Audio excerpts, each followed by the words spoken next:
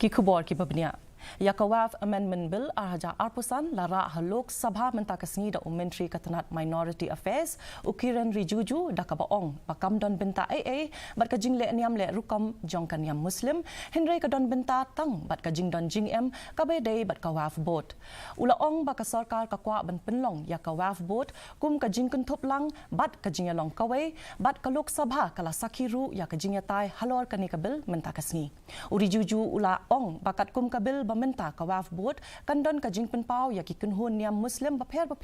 kanthop ki kanthai bat ki bamdei ki jat bin riu Muslim na lor kiwe secular